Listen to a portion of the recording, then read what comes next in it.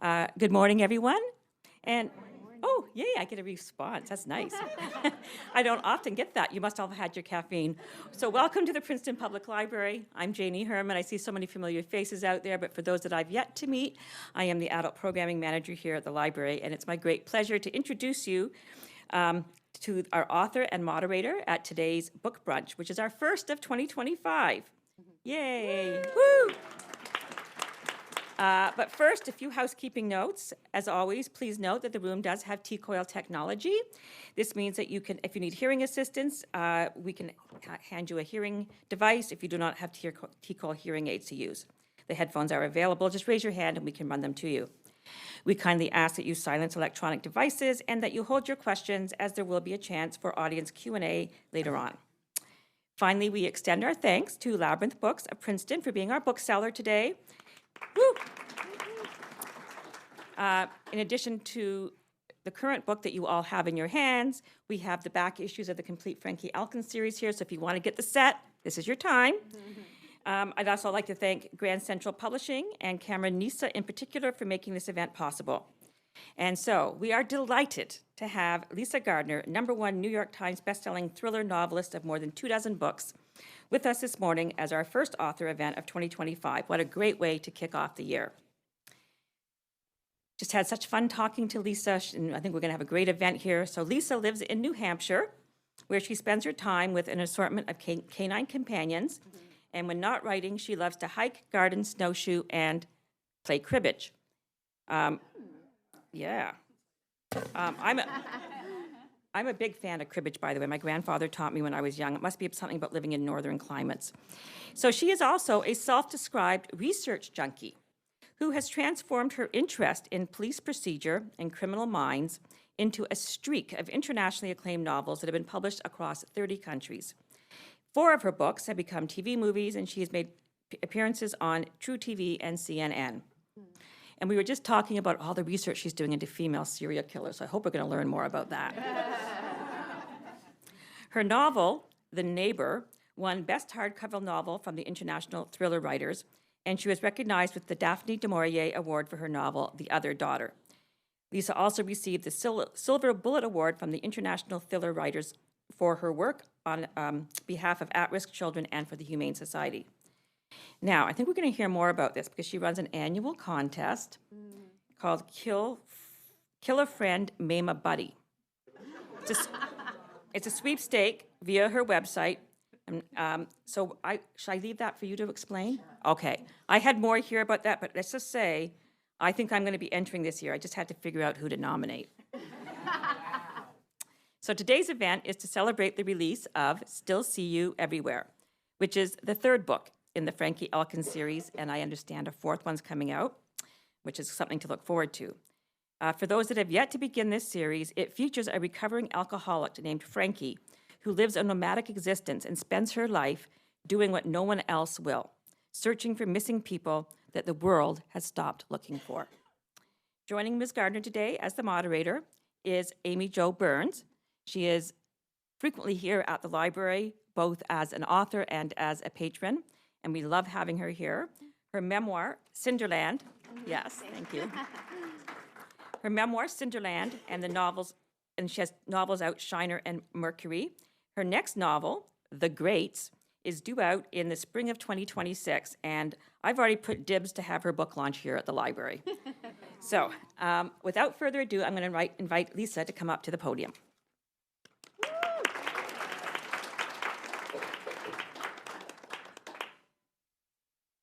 Thank you very much, Janie.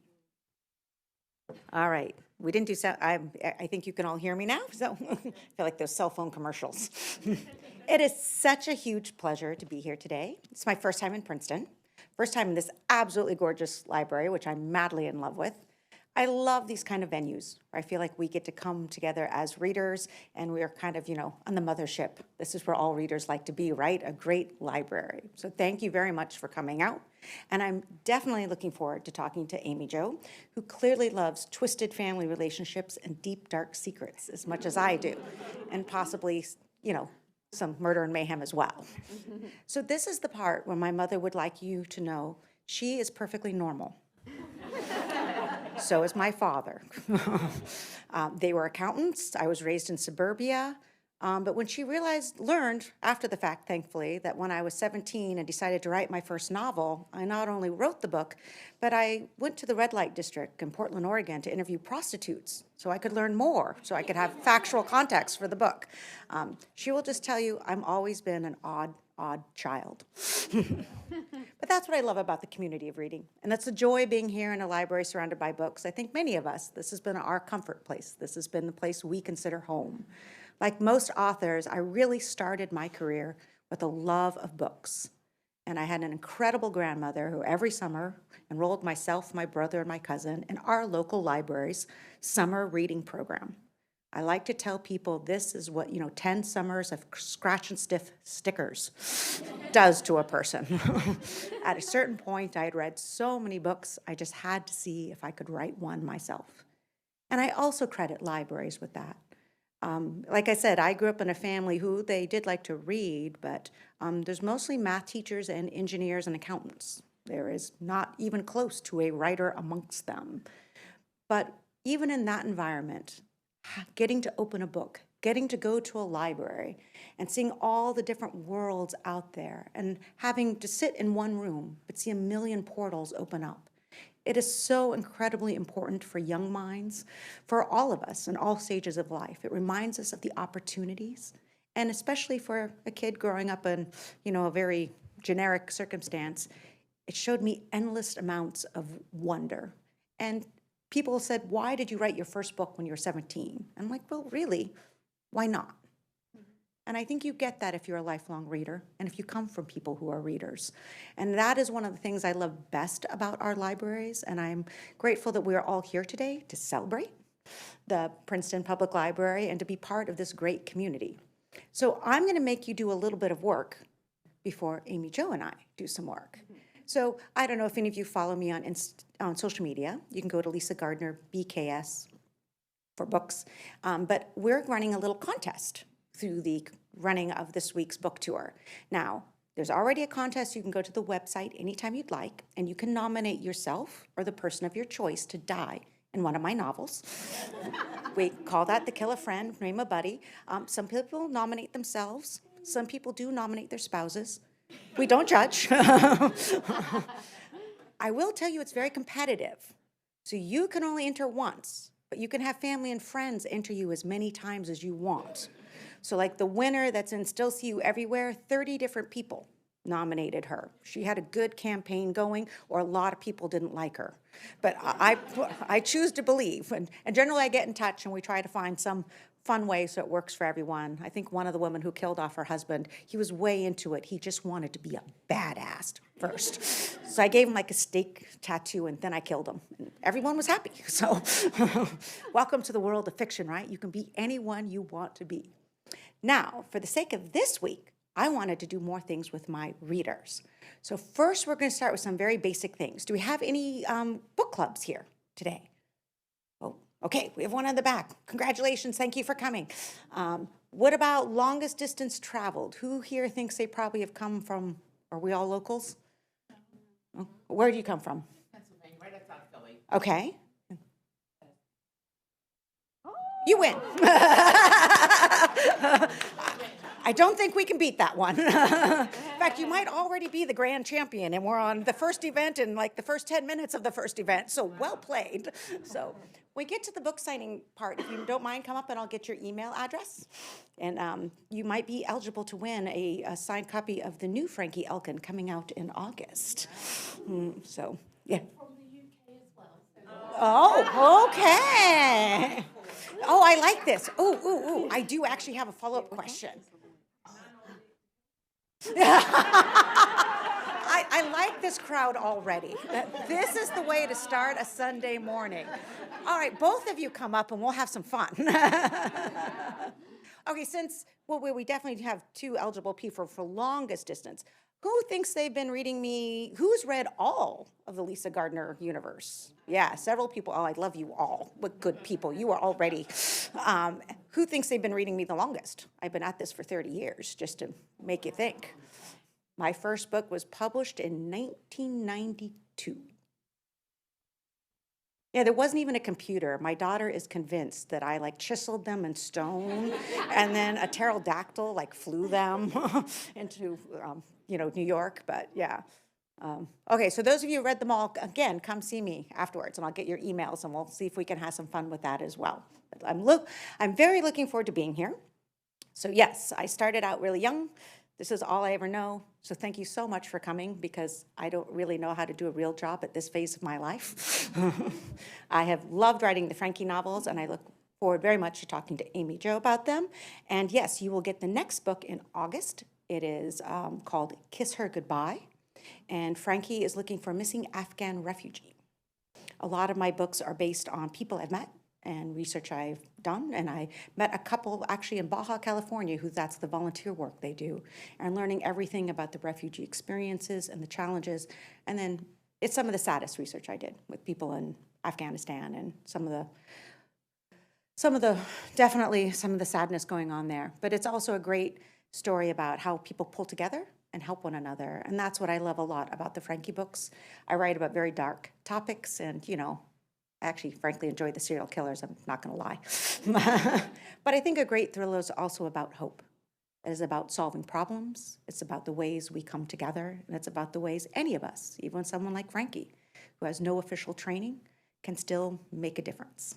So with that, Amy and I would love to take this away.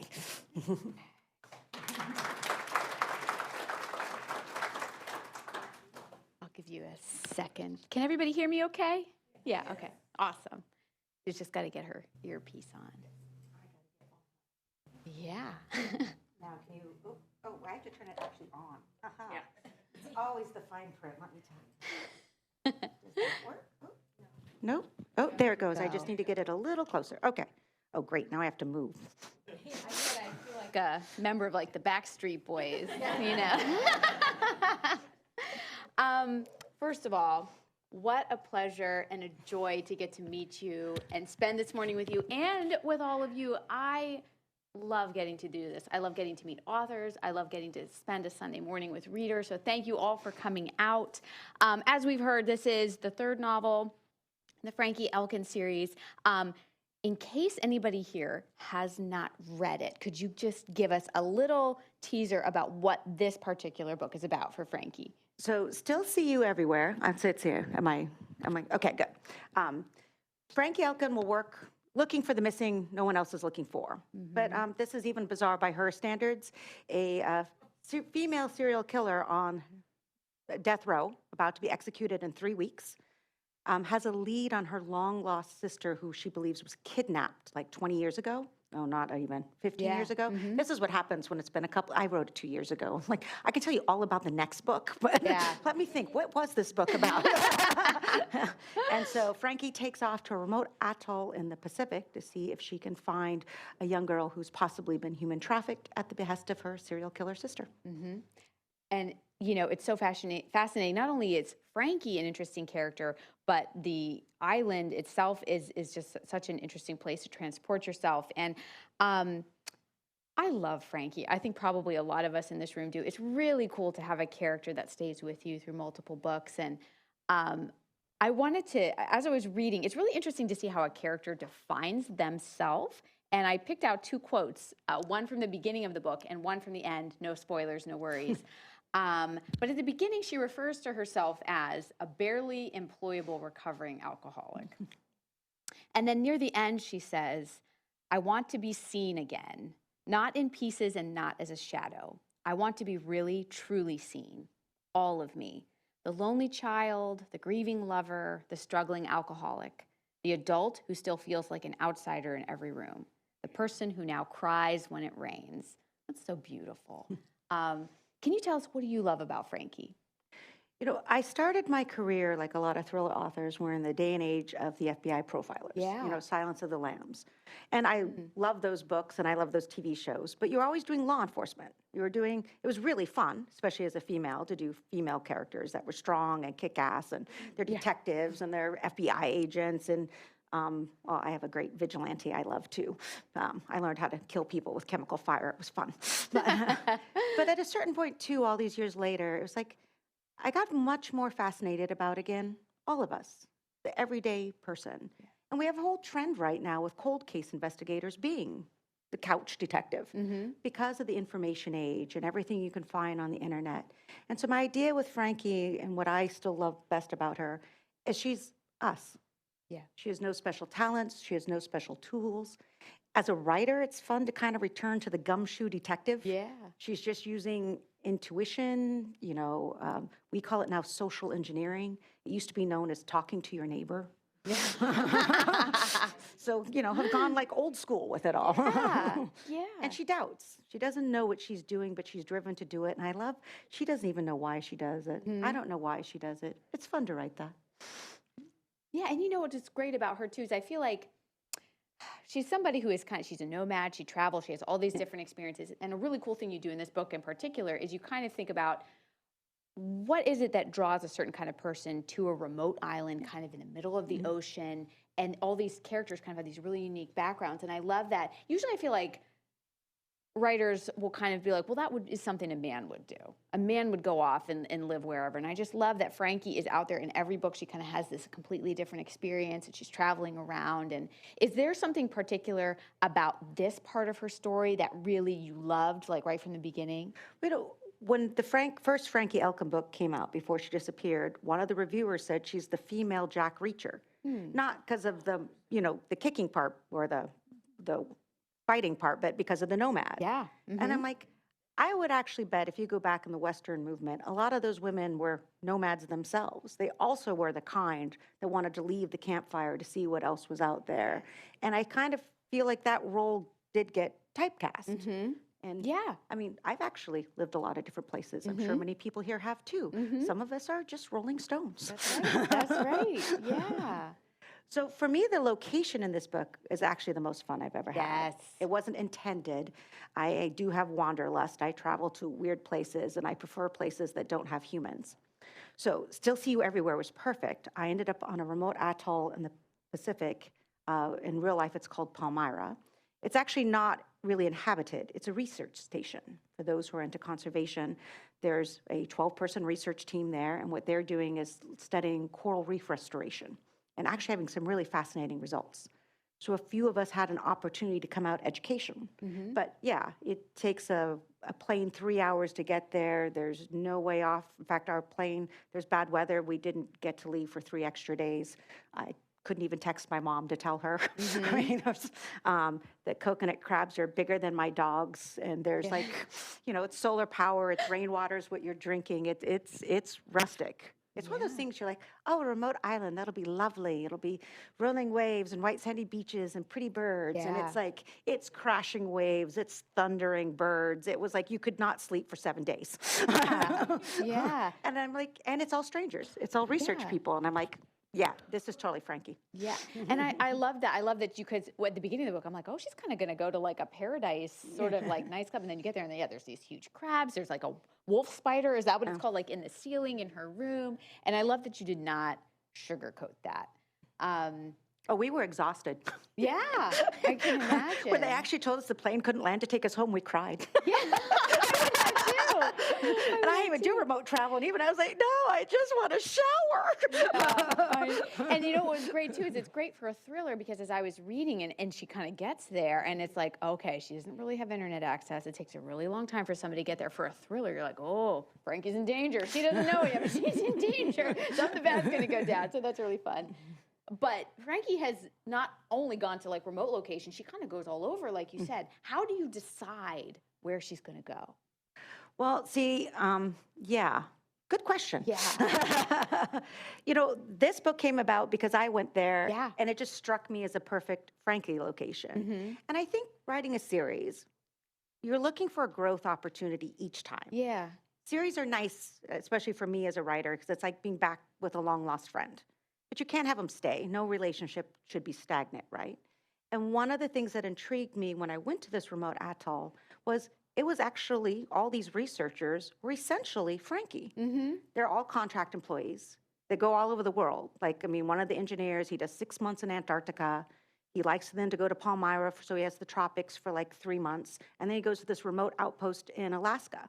Like 10 out of the 12 people didn't have addresses. Yeah. So when people say, Frankie's weird and anomaly, it's like, actually, you start getting out there. Yeah. There's a lot of Frankies out there. And I'm like, what a great opportunity for her to meet people just like herself, that they don't want the white picket fence. They don't want the, 9-to-5 job. And so that, as much as anything, is like, this would be a good place for her to go. And you can kill a lot of people and there's no place to hide. Yeah. That helps too. And it's interesting you bring up, Frankie being in a series. I was curious, how do you either decide or how do you know intrinsically whether a project is a standalone or whether it feels like a series? That's an excellent question. I'm always still trying to figure the answer to, Yeah. because now I'm going to write a standalone. Well, some of it, I'll tell you, frankly speaking, among authors, is our own interest level. Yeah. When you write, we need it to be fresh. You need it to feel like a fresh story that you're discovering and characters you're discovering. Yeah. So sometimes it's even, I'd done so many Dee Warren books, and I loved her as a Boston detective, but we just needed a little break from each other. Don't worry, I actually have some plans, I think, in store. And then sometimes when I was especially doing the police procedurals, it had to do with the crime itself. Whose jurisdiction would it be? Would it be FBI? Would it be a Boston detective? Would it be a private investigator? So that helped. I've written a lot of books at this point. I mean, there's 24 thrillers, but I wrote 13 novels before that.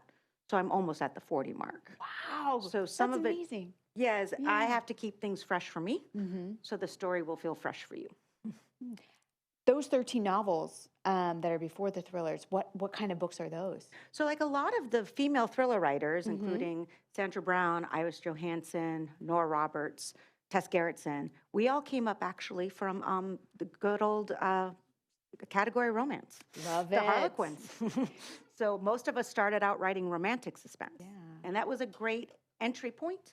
You didn't have to have an agent. You could be a 17-year-old kid in Oregon who never met an agent, an editor, who couldn't even locate New York on the map, frankly, and have an entry point into publishing. And then speaking for myself, what I loved about it is I learned to write character very well. So in those books, the who matters the most. Right. And then 13 books later, I wanted to kill a lot more people than you're supposed to, actually. My editor started having conversations with me about my violent tendencies. And I think she meant I was supposed to kill less people, but I went the other way and wrote The Perfect Husband and killed way more. There you go. Yeah. Romance and murder, different sides of the same coin. Huh? So, it's clear research is a really important part of what you do when you write any book. What's your research process like? So one of the fun things for me writing thrillers is, like a lot of you out there who read them, I'm sure, I'm fascinated by police procedure and forensics. My grandmother's drug of choice, we always laughed, is Earl Stanley Gardner, the Perry Mason books. So that's what we grew up reading. And that authenticity, the drama of those courtroom scenes, the detective, investigator, Paul Drake. So it was great to start writing the big thriller novels because suddenly I could cold call. I mean, it was intimidating. Yeah. But The Perfect Husband, which, okay, I'm going to date myself again. This was 1997, I think, when I wrote that. It was pre-9/11 is the relevant part. You could call up the FBI office in Boston and say, hey, I'm a local author. I'm working on a book. Could I interview someone? And they'd say yes. It's not quite like that anymore. But in fact, my books are so old and they're being reissued, I get readers' mail saying, they bought a plane ticket without even a license. And it's like, did you notice they also didn't have a cell phone or a computer? Yeah. I mean, sadly, you got to look at the copyright now. Right. I'm becoming a historic treasure. Do you ever use real missing persons cases as inspiration? I'm genuinely inspired by true crime. Yeah. Even in this case, we still see you everywhere, because I was spending some time in Hawaii as part of this trip. One of, again, the big issues with missing people is how many persons in the U.S. we don't even track to know that they're gone, which I think is some of the biggest tragedies. And if you spend time on the West Coast or Hawaii, the native Hawaiians, they're not actually included in any of our databases. They're not actually considered indigenous populations or tribal, but they're separate too also from how we track Caucasian. So they're actually just not tracked. And they're like, in the end, they're assuming that there are tens of thousands of young Hawaiian women who are probably trafficked every year, but we don't even know. we don't even track them. Stuff like that, to me, that's a huge tragedy. And it is nice to have an opportunity to take something like that, not just to hopefully inform some people, but again, thrillers are about hope. Yeah. This is the difference one person can make, which I think is comforting for all of us, because sometimes the world can feel large and overwhelming.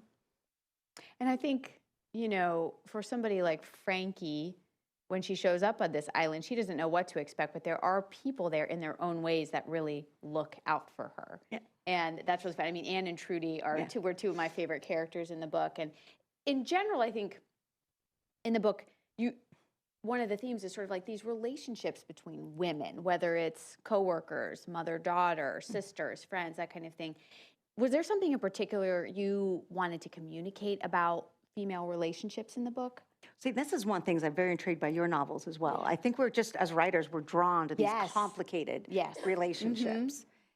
And in this particular case for Frankie, it's really friendship.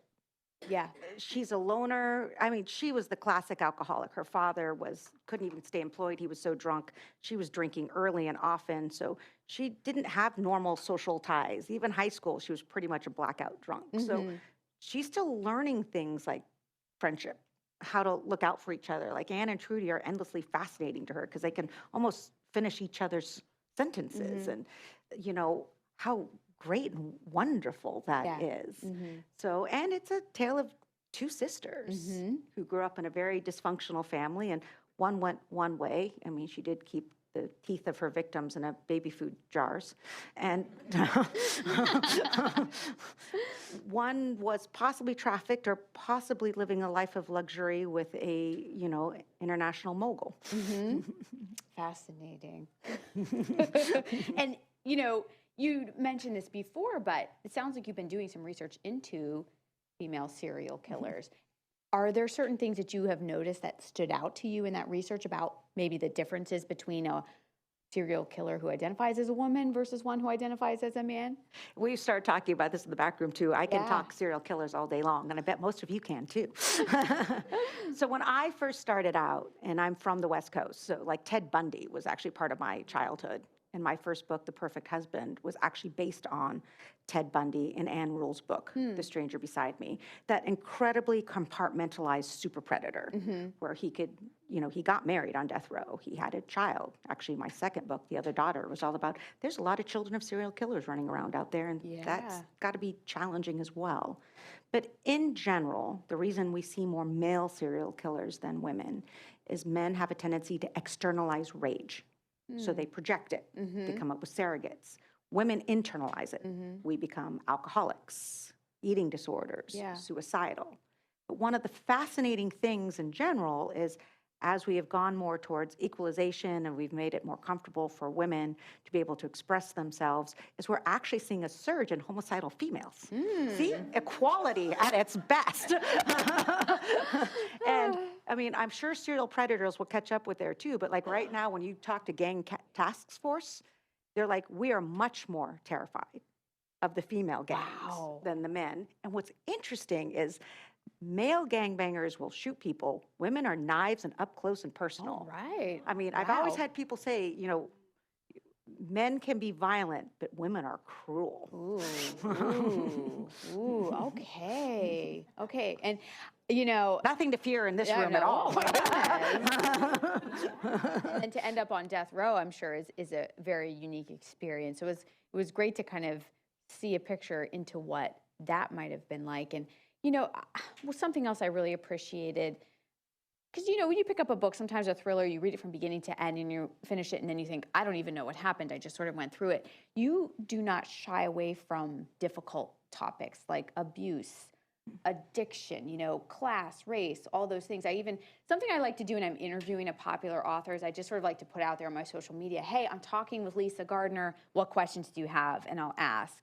And one of your readers said that they really deeply appreciated how you portrayed Frankie's relationship with addiction and just that you didn't shy away from it, but it's very, you don't take away from Frankie's dignity while you're doing it, but you also don't minimize what the struggle is. And I know when I'm writing, a book and you're working on the manuscript, at first you're thinking, okay, I want this to be a good story. I want the reader to turn the page. But you're also thinking about, why does this story matter, right? And I'm wondering, as you were writing this, because like I said, we've got it all in there. There's abuse. Obviously, we've got a female serial killer. What mattered most to you, would you say, in this story as you were writing? Ooh, that's a good question.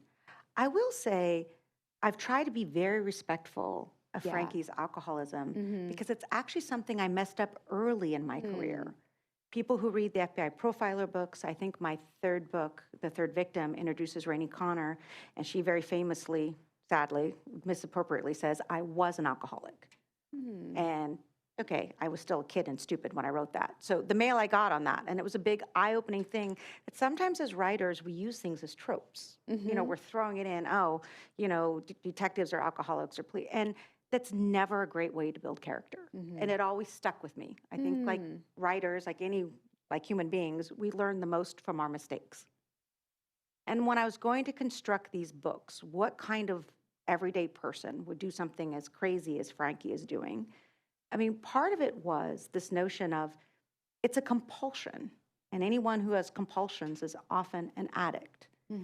But one of the things, I don't know how much you plan out your books in advance. I wish I could. I don't can't. at all. You don't. Yeah, It makes me no. feel better. I Thank was going to ask you to you. tell me, how do you do No, it? it's really an exercise of throwing things at a wall and Yes, seeing what that's what it sticks. is, But, yeah. So I'm still learning Frankie, but one of the things I also thought was important about her addiction journey and her story as recovering of alcoholism is her relationship with her parents. Yeah. They're not terrible people at all. And it's both as she's grown older, but as she's gotten sober, the different things she can now recognize and see about them. And in how many ways she really, truly adored her father while understanding he was a terribly weak man that could never conquer his addiction. And her mom really was a first-class enabler and angry and resentful about it. Yeah.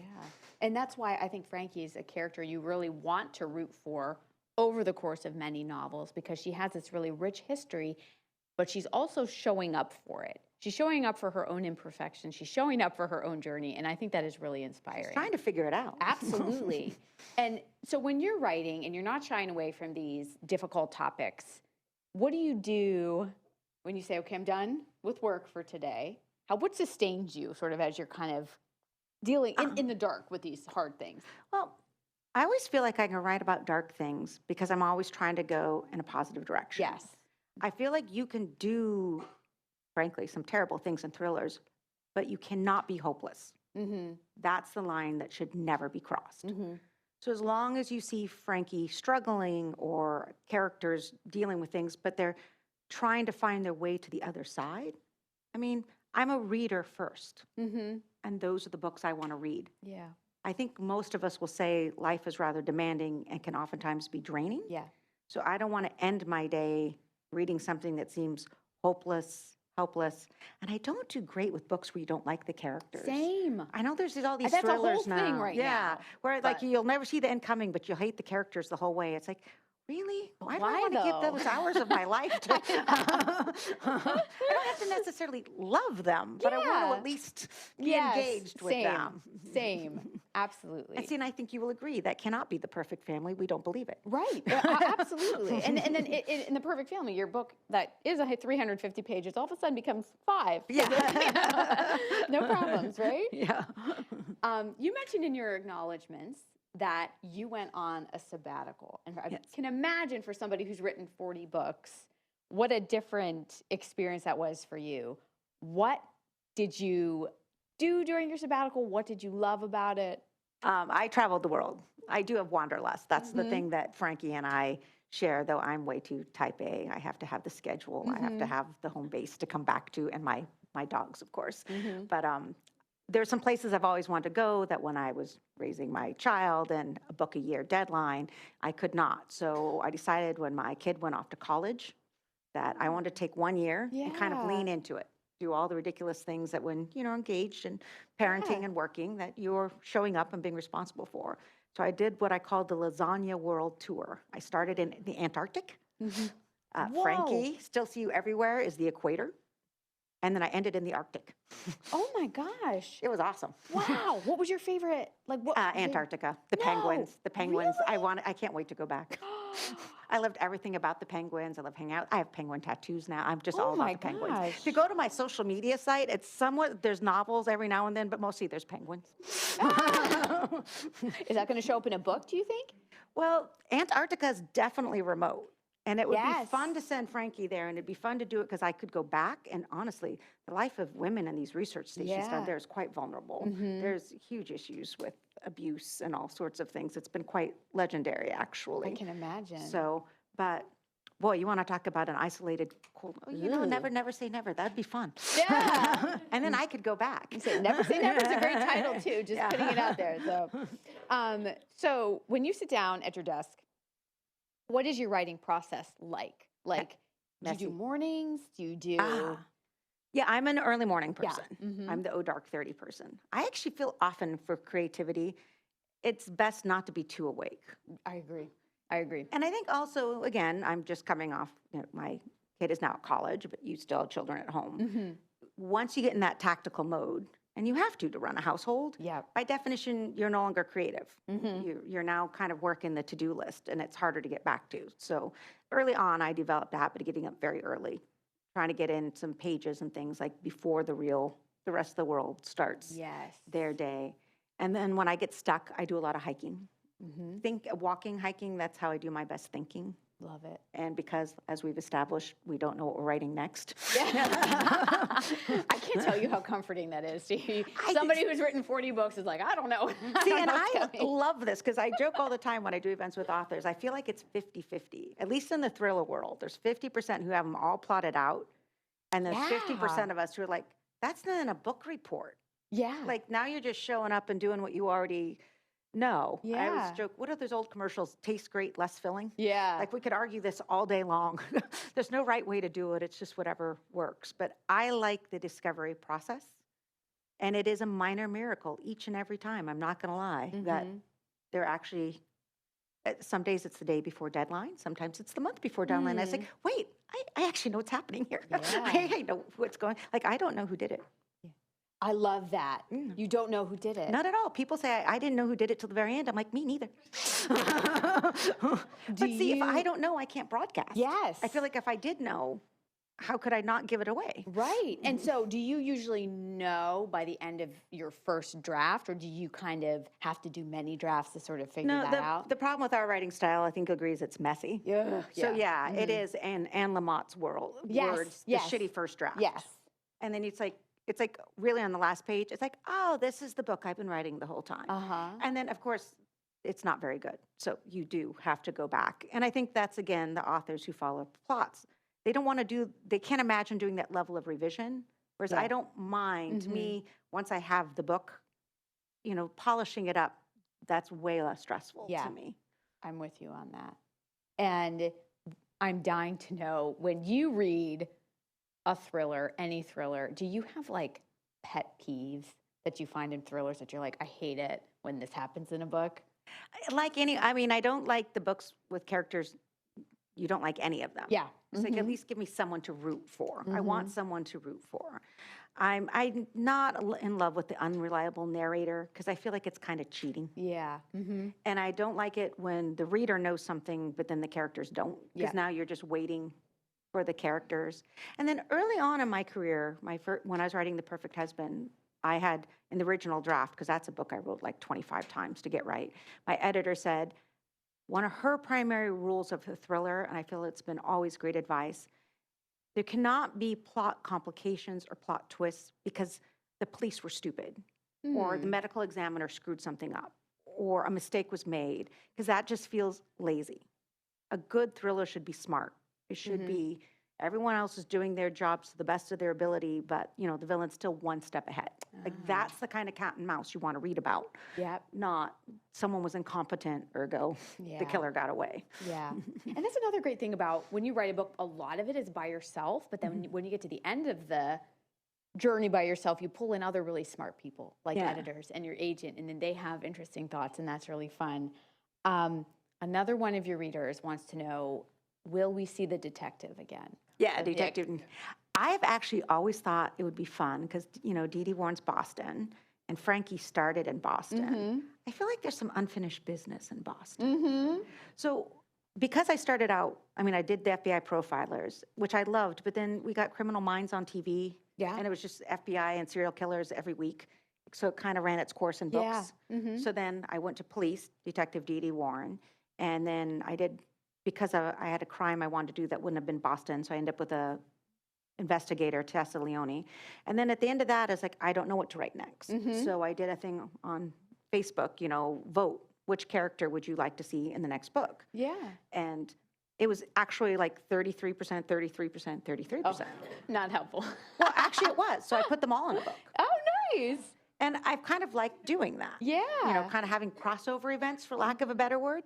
It's really a challenge as a writer, too, because you have to make sure you are keeping to their distinct voices. Yes. It can't just be, this, wise-ass investigator by this name. Yep. And this by that name. You have to and it forced me to really think of their differences and their different strengths. Yeah. Fascinating. I love it. So I see there's no reason we can't start, a little bit more melding of universes again. Totally agree. I love that. Everybody loves a crossover, you know what I mean? I will ask one more question because I know all of you have lots of questions you want to ask Lisa. What are you reading right now, if anything? Oh, I finished last night at 1 a.m, because that's the only good way to read a book, right? Sarah Paretsky, who's one of my idols, the latest V.I. Wachowski's Pay Dirt. Nice. And, I kind of came of age reading those books, and I really felt she was one of the real groundbreakers in the industry, particularly for women. And that, a female detective back in the day where it was all hard-boiled. And it was... I like those books too. I'll read pretty much anything to give, but and she is someone who's not lost a step. That thing was gripping to the bitter end. I started it on the plane. I read it in the taxi. I read it in the hotel. So a great thriller is a great thriller. I highly recommend Pay Dirt. It's excellent. Awesome. Thank you for that. Okay. Yeah. Questions?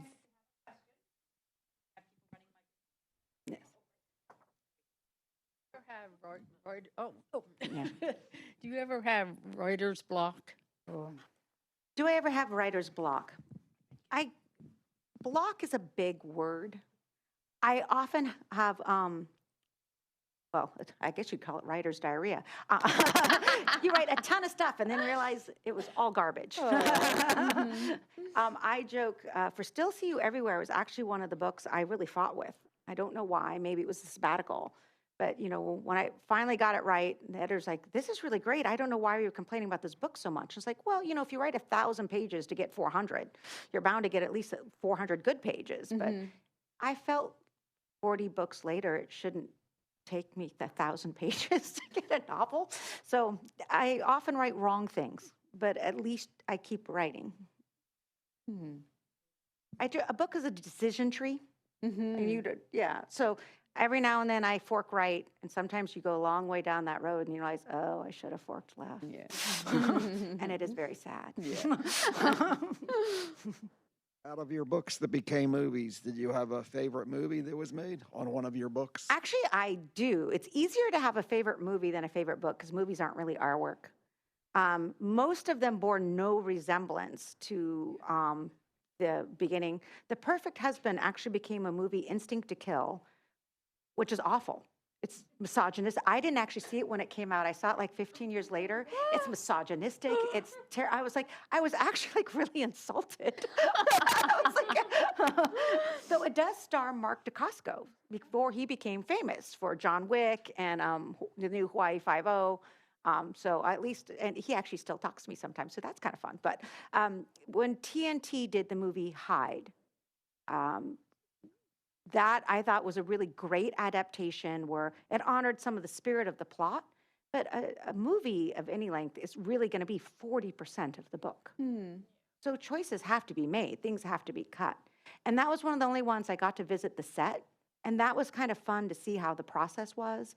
John Gray was the director who did the Ghost Whisperer, what was the TV show? One of those, but TV is visual. So like I opened that book with a scene of finding mummified corpses in an underground cavern. They actually had to build an underground cavern. So they built like a set piece, almost probably the size of this library. so they could shoot things above, and then they could go and they had like the caverns below. And then the set designer really is really twisted. So he had like nailed baby dolls and stuff to the walls. And I'm like walking through this. I'm like, I did not do this. The makeup artist wouldn't even go in. If anyone needed touch up, they had to come out to see her.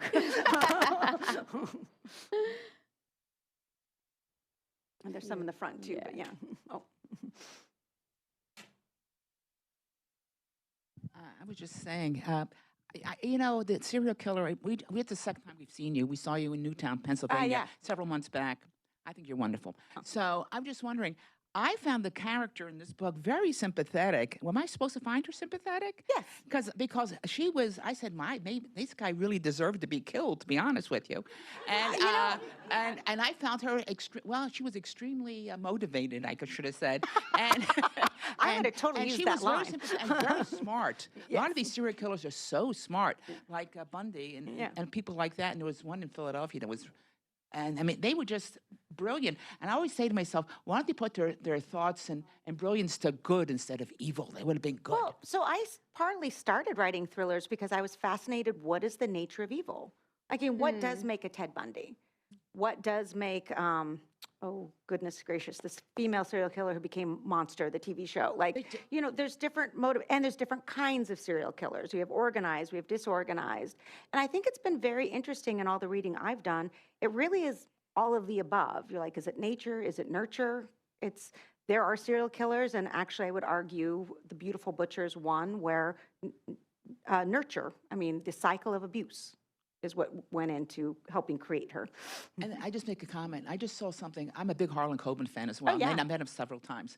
But they just had one of they always adapt his books to TV. Yeah. And I read all his books, and they said, this is nothing like the book. Oh, yeah. And I said, I read the book, and I said, this is nothing like the book. I was telling my husband, this is not the book. Yeah. So I always think the book is the author's work, and the TV or the movie will be the director's vision. And it's flattering to know we inspired a different vision. Yes. How did you go about publishing and releasing your first book? So it was in a different time period, to be honest. I can talk to you more about what might be relevant in this day and age if you're interested when we come up to me afterwards. Because when I did it, publishing paperback was booming. So publishing actually was avidly looking for authors. You didn't have to have an agent. So that took away a great barrier of entry. There was I actually just sat down and wrote a book. It was terrible, don't get me wrong, but I rewrote it 100 times, which apparently 40 books later is still my MO. There's no learning curve at all. But then I found a book, how to publish a novel. And it was back in those days, there was all the major publishers. Unfortunately, now we don't have that many, but here are their addresses. Here's a query editor. And you would just mail a synopsis and a query letter to them. It took 2 years. It was a very slow process, but someone read it. Someone's like, okay, send us the manuscript. A year after that, they acquired the book. I say it's been 30-something years now, but the first 10 years, even published, I did not make much money. I still finished up college. I got a job as a business consultant. I had my quote-unquote real job. And, I was writing at night, sometimes from 11 p.m. to 1 a.m. But the more time I spent in the real world, the more I realized, much like Frankie, I'm not cracked up for it.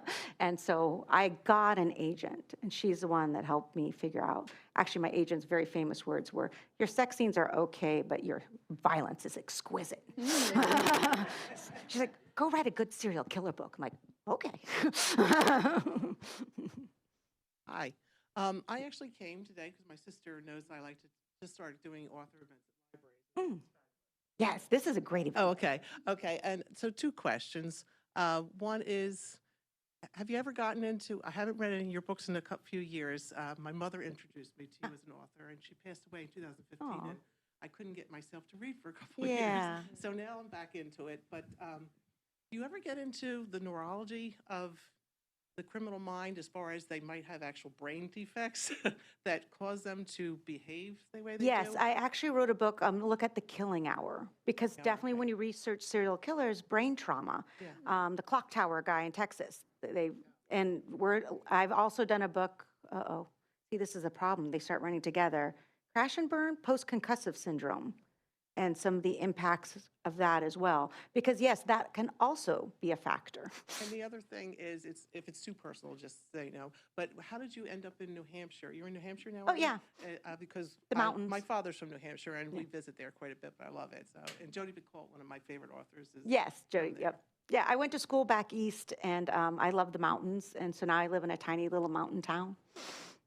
So everyone knows everyone's business. I'm actually about to use that for evil, too. Ooh, exciting. So I really enjoy a lot of your books. You mentioned wanderlust, which is kind of my buzzword as well. Yeah. Do you write when you're away traveling, or do you kind of take a brain break? I don't. I consider travel to be like refilling the well. And sometimes it's location, like still see you everywhere, but sometimes it's people. So it's like people I met when I was in Baja California and what they do that helped inspire Frankie's next adventure. And I have to admit, having written as many books as I've done, I've already kind of used and abused the knowledge and experiences of the people I already know. So now I'm actively seeking out new guinea pig stuff. So I'm actually like my little solitary insular life, but when I travel, I make a point to talk to lots of people. Find out, gosh, anymore now, the younger kids, the millennials have jobs I don't understand at all. She's like, one was like, I'm a linguist for Alexis, the little talking. I'm like, why does she need a linguist? She's like, so she can understand people. It's like, okay.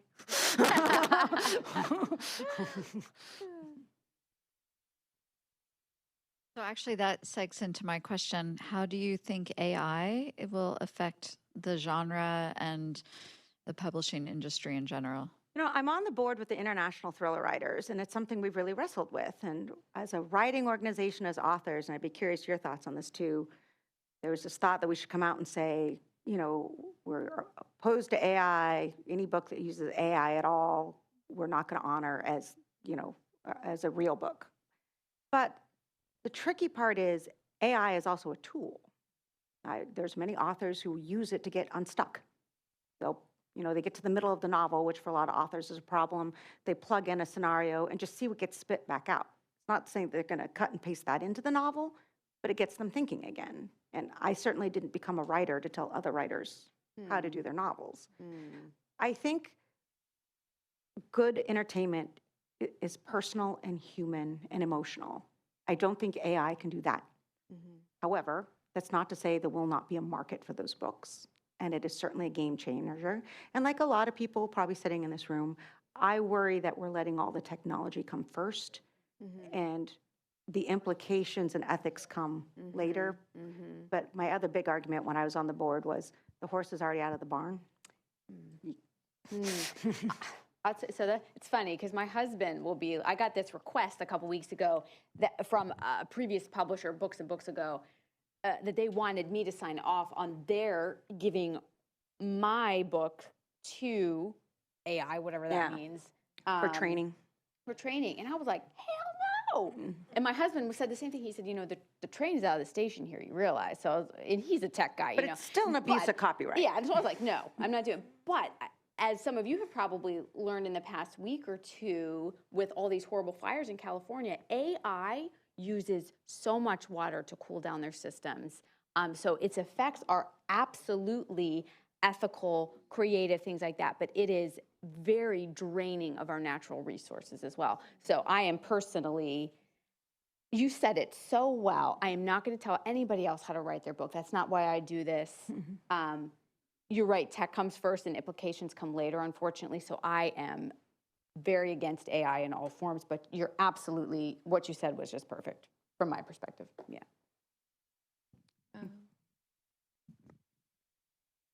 Oh, hi. Oh, Oh, we got two. hi. You got me back into reading back in 2021, so it's great to see you. So I know a lot of research goes into your books, and it's really interesting to learn that. How long would you say it takes you to write the first draft or two of a singular novel? I probably draft. So if we're trying to be, you know, a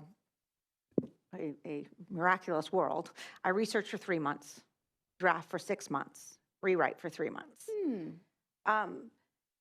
Interesting enough, though, as I've taken on bigger topics, sometimes the research becomes more ongoing.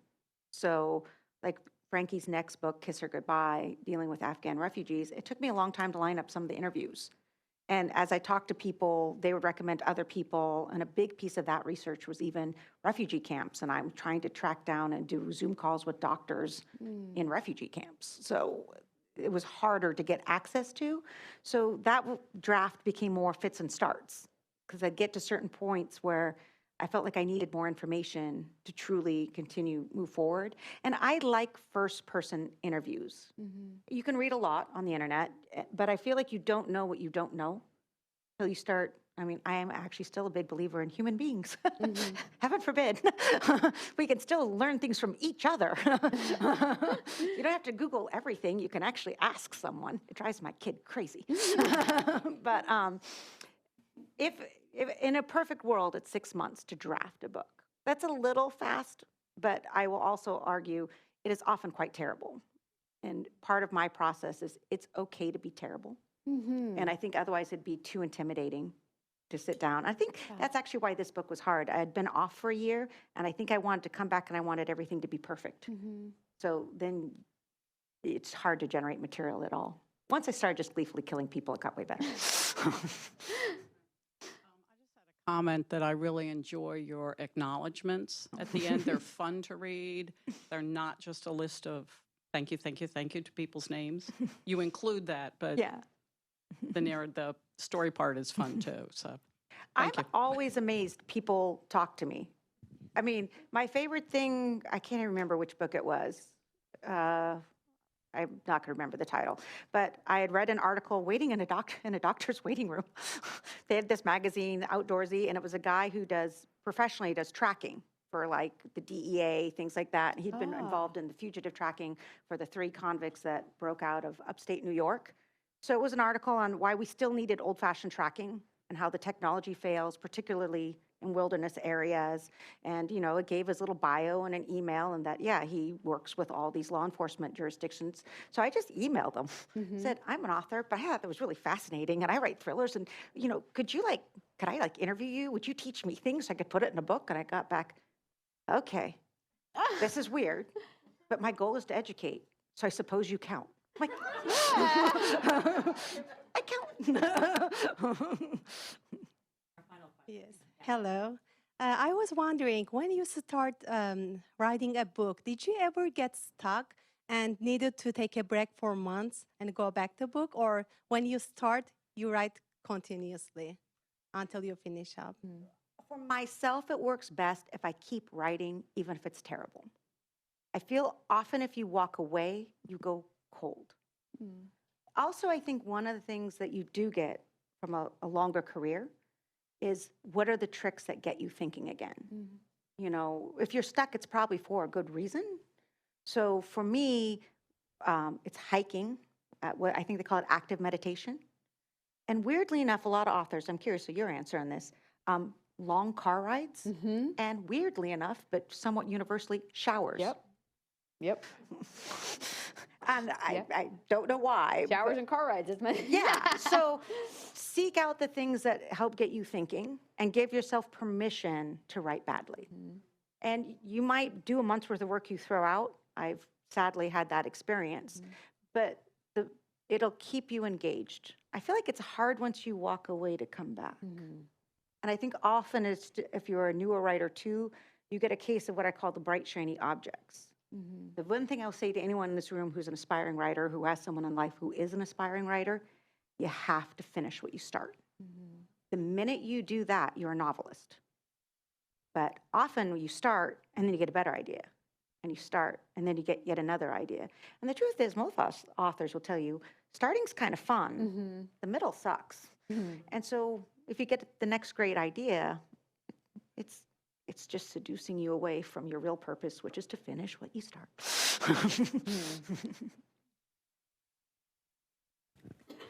Okay.